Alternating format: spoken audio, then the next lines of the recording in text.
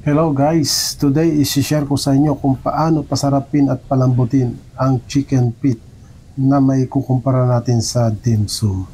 At kung bago ka lang sa aking YouTube channel, please subscribe and ring the button para ma-notify ka sa susunod kong episode. At ito na nga guys, nalinis na natin ang chicken feet at hinati natin sa gitna.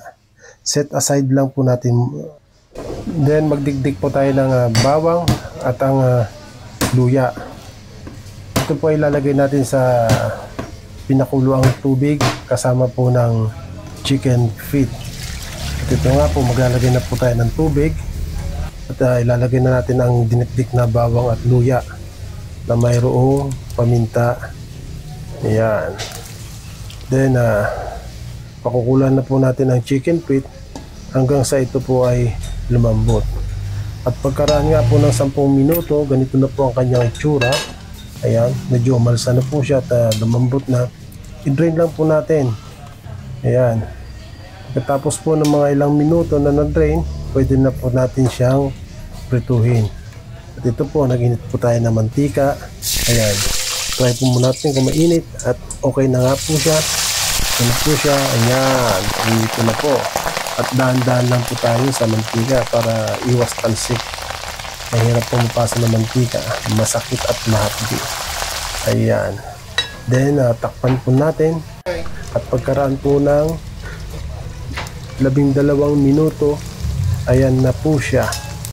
Ayan, medyo crispy na po at maganda po tayo ng tubig na may yelo. Dito po natin ilalagay ang chicken. Ito nga po, nilagay na po natin. Ayan. Ito po ang sekreto para palakihin at palambutin ang ating chicken feet. Ang pagbabad po sa tubig. Then takpan po natin. Ayan. At ito na nga po siya pagkaraan po ng 2 oras na nakababad. Actually po mas maganda po kahit abutin po siya na magdamag sa babaran. Basta ilagay lang po natin sa rep. Ayan. Then pagkatapos po nito, maghahanda na po tayo ng sauce. Ayan. Kaya po tayo ng tubig. Paghalu-haluin lang po ang lahat ng ingredients. Ayan, ang bawang, sibuyas, at ang luya. Cornstarch, soy sauce.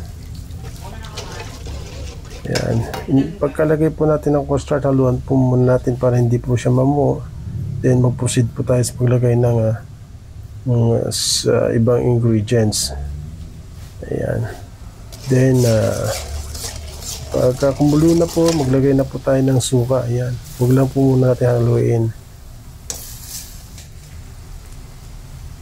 Po siya. Ayan. Ilalagay na po natin ang chicken feet. Ayan. Then isimmer po natin siya hanggang sa matuyot na po.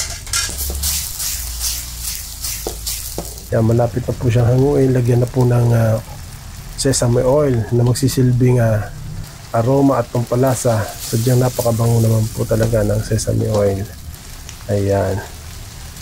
Kapag ganito na po ang itsura, pwede na po natin siyang hanguin at hiyain sa ating hapagkainan.